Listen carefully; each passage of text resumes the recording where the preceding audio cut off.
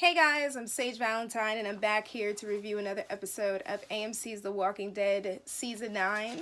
This review video is all about episode number 6, and pretty much this episode is called Who Are You Now? That's a question that a lot of fans have about the show. What is the show now that Rick has died? Who are these people now that 6 years has passed and Rick is gone and things have changed? And on a side note, before I even get to this review, we have quite a few missing characters that hopefully will pop up or their fates will be addressed in this season. I'm talking about Heath, I'm talking about Sherry, and I'm talking about Dwight. We haven't seen Dwight in a very long time, and I'm wondering what the hell happened to Dwight. So the opening scene of the episode pretty much entails a close-up of Michonne in this beautiful light, reciting these lines that just give me hope. Hope for this episode and hope for this series. I thought it was an amazing idea to have Michonne be the first face that we see because we want to know how she's doing. And she is at Rick's grave site and she's talking to him. And as she's talking to him, we see other scenes of other characters. We see that Daryl has become a hermit, so clearly he has taken Rick's death pretty hard, as everyone has, but Daryl especially, and Michonne of course, but Daryl especially. Carol, we see her waking up in bed beside Ezekiel, and she's smiling, she's happy, and her hair is really long. And a lot of people were surprised, like, why does her hair look like that? Why does it look like that? I mean, who's going to cut her hair?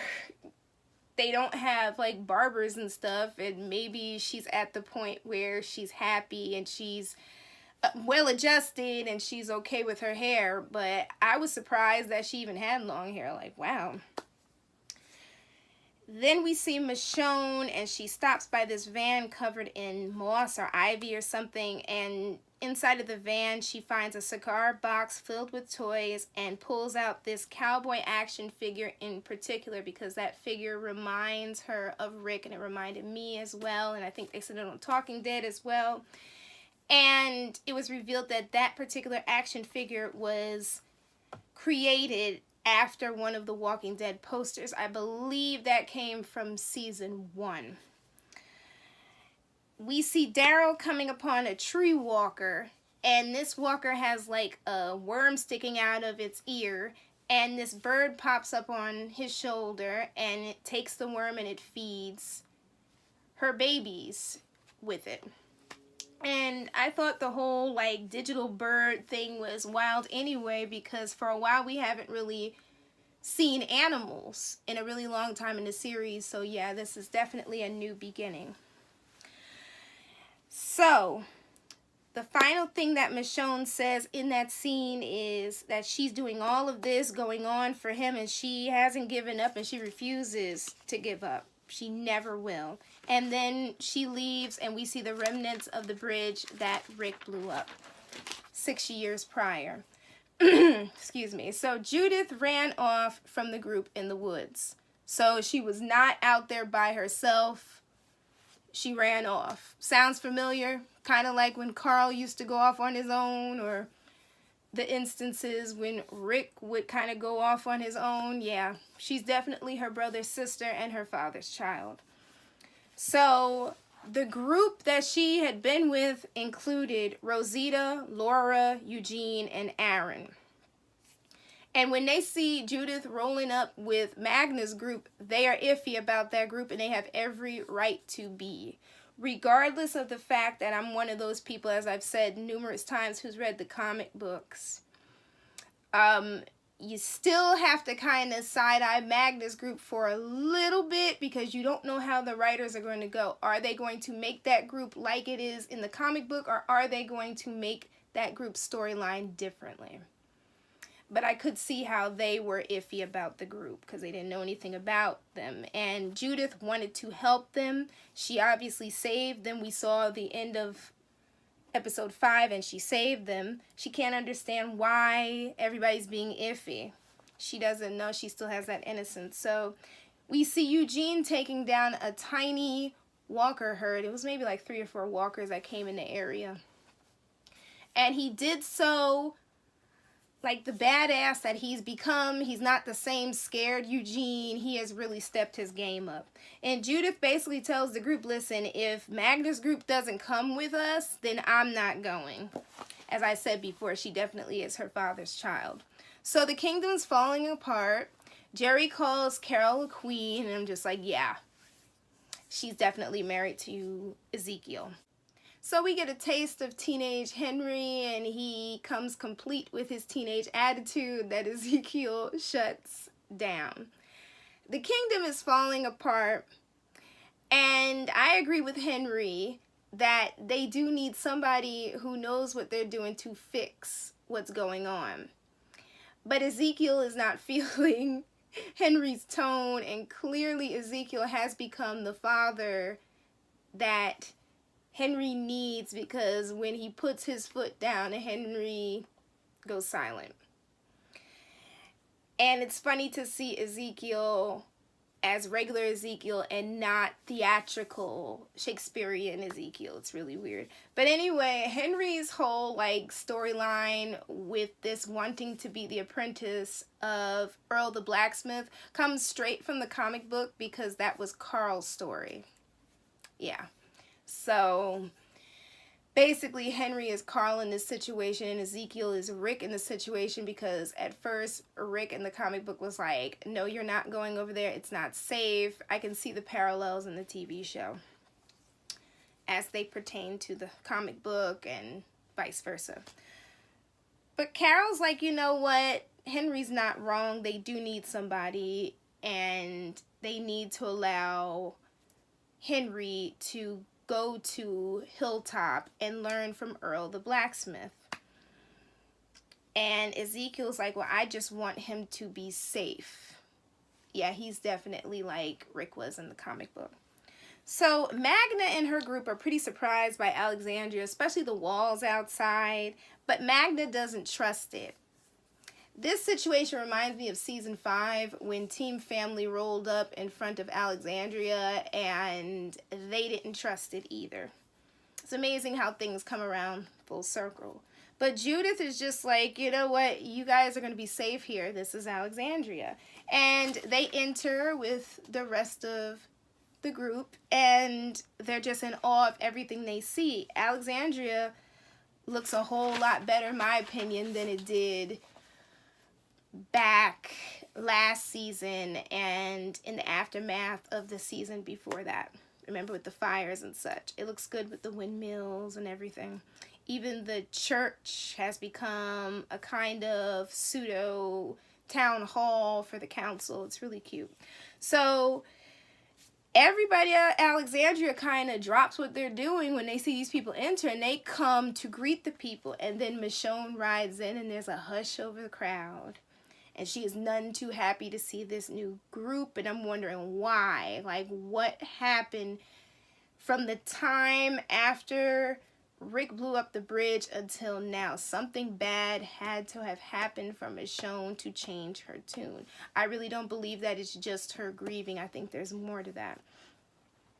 And Michonne decides to personally check Magna. And really, she only allows them to stay the night because of Judith. I really believe if anybody else had brought that group in, Michonne would have, and probably has done that previously, just shut them down and say, no, they gotta go. And apparently, they have a council now, and that council is led by Father Gabriel. And Judith finds the action figure that Michonne had lying on the ground. It must have fallen out of Michonne's bag when she threw it when she got off the horse. So Ezekiel says goodbye to Carol and Henry. But he's so worried about them traveling without him and Jerry. But mostly he's worried about Henry because Henry is a dreamer. And he's a little reckless, and Carol reminds him, like, he's kind of like you, when she says, I wonder where he gets that from. So the council the next morning meets Magna's group, which includes Connie, Kelly, and Luke, and Magna. Yumiko is still, or Yumiko as they're calling her, she's still at the hospital, getting better. And apparently they lost a lot of people from their group. The most recent person they lost before they came to Alexandria was this dude named Bernie. Luke was a music teacher before the apocalypse. Magna says she was a waitress. Connie was a journalist, and Kelly was just in high school. So far they seem okay in my opinion, but you can't go by me because, again, I read the comic books. Magna is shady, but then again, she was shady in the comics as well. So I'm just going to see how this storyline plays out. So Michonne takes it upon herself right before they're about to cast a vote to go and check Magna again. You can't be too safe, honestly. And Michonne discovers, after she forcefully makes Magna remove her hand wrap, that Magna has a prison tattoo on her hand. So she did some serious hard time based on that tattoo, and that basically signifies the fact that Magna lied to them. Now, the others are looking at this like, oh, here goes Michonne doing something else. What is she doing? But I'm with Michonne on this. There's something up with Magna. And Michonne finds out that Magna has a belt buckle knife, because Michonne tells her, take that knife out and put it on the table. And then all of a sudden, Magna unhooks that buckle knife and puts it on the table. Michonne says she remembers what happened. And that's when I realized during that speech that she gave that something bad had to have happened to make Michonne feel the way she does. Again, I do not believe that it's just her mourning of Rick. I think something really, really bad happened. So Michonne leaves like the badass that she is, and Magna tries to continue to be tough and says, well, can I ask you a question? And Michonne's just like, no, and she leaves. So Father Gabriel is tinkering with Eugene's radio that he had, or he found last year. But I think it's mostly Father Gabriel who's probably going to be using that radio. It'd be kind of cool if the writers found a way to incorporate Eugene's storyline, like have Eugene come into that garage and really start messing with that radio. But anyway, and by he I mean Father Gabriel, is talking to Rosita, his girlfriend. Yeah, I know, I am as surprised as you guys are, because that is not what happens in the comic book. He's talking to her about a conversation that he had with Eugene, where they had this idea of them venturing out to meet more people. That's as far as I'm going to go. I'm not even going to explain that. Shout out to the people who want to read the comics. I'll leave that for you guys to find out. Michonne has changed since Rick died and whatever else happened. This is basically the topic of the conversation also that Father Gabriel and Rosita are having. But again, obviously she's right. They can't trust everybody that pops up. And this group is a little bit shady, particularly Magna. But the others believe that there are still good people in the world.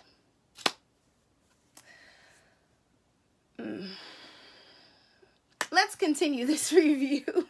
There's so much I want to say, but I have to keep these spoilers in. I'll just talk about them as they occur in the series, but right now I'll just keep it in. So Rosita and Eugene are pretty much going to head out and check the relay box, which is on the water tower. So that's how they ended up near that water tower later on in the episode. So Michonne's by herself. She's talking to Rick, and Judith overhears, and then she tries to tiptoe away, and this board creaks underneath her little feet, and Michonne realizes that she's there and tells her, your lesson is coming up and you have some homework to get done. And she says, okay, Mom. And I'm just like, they really did it. They really had Judith call Michonne Mom.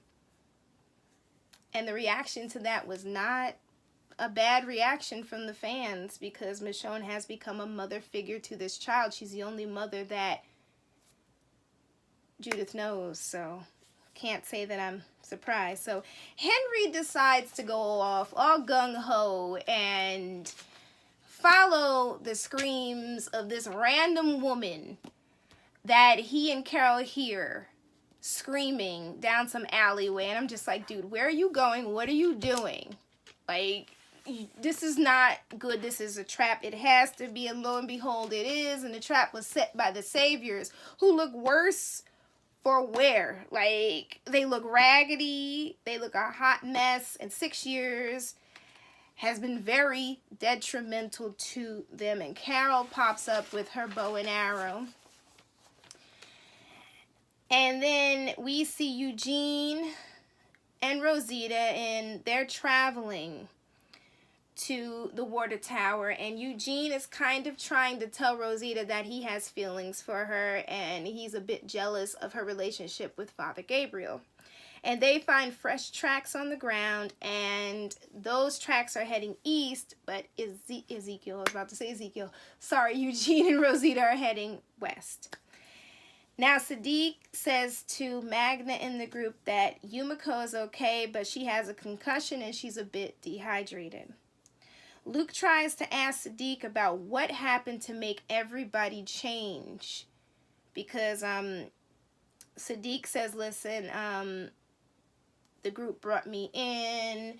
Things were different in the past. He kind of infers to it without saying it. And Luke is just like, well, what happened to make everything change? And Sadiq was just like, things happen. Like, he's not ready to talk about it. So whatever happened had to be very, very bad. So those raggedy saviors rob Carol and Henry. But I gotta give it to them. They found a way to use the walkers the right way. To use them as cattle, to use them as impromptu horses for their wagon. Because apparently the saviors decided they wanted to take care of themselves. They ran out of food and decided to eat horse meat. So that was the end of the horses. At this point, I'm like, if Jed dies, I'm okay with that, because the moment he took Carol's wedding ring, I was done with that dude. So Henry tries to be a hero and pick up his stick and fight again, but he kind of gets beat up a little bit, and Carol has to kind of shield him and protect him. That poor kid. That scene with Judith and Negan was really cute. I love the part where she threw shade at him, and the part where he told her the story about bringing home stray dogs, and that was his way of saying that he agreed with Michonne's idea of not trusting that new group that Judith brought to Alexandria. Judith is definitely her father's daughter, and a lot of people are calling Negan Daddy Negan to Judith. I'm calling him Uncle Negan, because that's what he's become to her. Well, that herd that Eugene claimed was not going to be a problem for him and Rosita as they worked on that thingy in the water tower. Yeah, they popped up and decided to go a different way from where they were going. Yeah, when has a herd ever done that without being prompted to by a gunshot or the smell of blood or a loud sound? Well, this herd scares the horses, and the horses break away, and Rosita's like, Eugene, hurry up, come down from that water tower, and Eugene makes it about 65% down, and he makes it to the ladder and accidentally kicks the ladder, and he ends up having to jump down, and he hurts his knees. And as I said, that herd changed directions. And I believed at that point, I'm like, yep, those are definitely the Whispers. They have finally made their debut, their first debut, because I'm sure this is not the last we'll see of them. So Carol and Henry decide to settle in for the night. Henry's surprised that Carol didn't fight back when they were being robbed. He wonders why she changed, and she said that he's the reason why, and someday he will understand. That's what she says to him. Now, is it me, or is Magna's crew saying in the exact house where Rick and the gang kind of gathered and slept in the living room all together that first night they stayed in Alexandria, despite being given separate houses to sleep in. It definitely looks familiar. Well, the group is mad at Magna for having that belt buckle knife. Luke makes her hand him Yumiko's necklace. And at first she refuses, and Connie signs in sign language. On a side note, it's awesome that the actress is hearing impaired, and the actress who plays Kelly, she's also hearing impaired. And why I say that's awesome is because sometimes you'll have movies and TV shows where there will be actors who are not hearing impaired or not mute or not blind playing those characters, and to have actors with those disabilities and to give them an opportunity is awesome in my book. So Connie tells Magna to leave Michonne alone. If they gotta leave, they're just gonna leave. Magna says that they need this. They need to stay at Alexandria. And Luke is not here for Magna's idea of taking over Alexandria and killing people, possibly killing children and attacking them. And that reminds me also of the conversation that Rick and the gang had when they were staying there that night. And I actually think Rick and Michonne had a conversation that was similar to that night as well, back in season 5. So Carol set those raggedy saviors on fire. She walked away like Angela Bassett during Waiting to Exhale. If you've never seen that movie, just go on Twitter or Google it, Angela Bassett Waiting to Exhale, and you will see the picture of her after her character burned up her husband's car and it was on fire, and she just walked away like a badass. That's what Carol did. That was really, really awesome. I was all here for it. So Magna comes to Michonne's house to try to kill her, and then sees Michonne. And Michonne says, RJ. She says this name and she's surprised. And she picks up this little boy. And I'm like, so Michonne did have a baby. She did give birth. Some people online are saying, well, you know, this could be a fantasy. This isn't real. If it was just Michonne seeing this child, then I would be a little bit iffy about the kid. But the fact that Magna saw the kid proves that the kid is alive. And the little boy that they cast to play Rick Jr., he does look like a cross between Andrew Lincoln and Denai Guerrera, because I've seen their baby picture. Somebody posted it on Tumblr, and you can see the resemblance with that little boy and with the two of them. So Magna decides to hand Michonne her weapon, and Magna says that she has done some terrible things, and she said that Michonne was right not to trust her. And Michonne kind of says, well, I had to do some terrible things too. And they kind of bond in that conversation.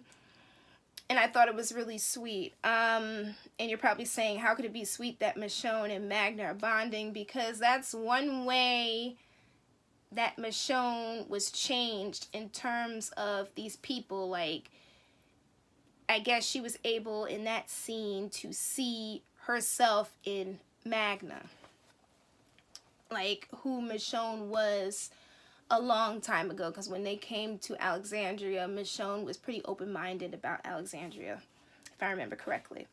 So Michonne closes the door, and there's Judith sitting on the steps holding Rick's gun. Everybody on social media was like, this child has the gun. Oh my God, that's so scary. I'm like, more than likely that gun was not loaded. There were no bullets in it. That's one. And number two, I'm more than sure that Michonne taught that child how to hold that gun away from herself and gun safety. I'm more than sure that's a part of little Judith's lessons.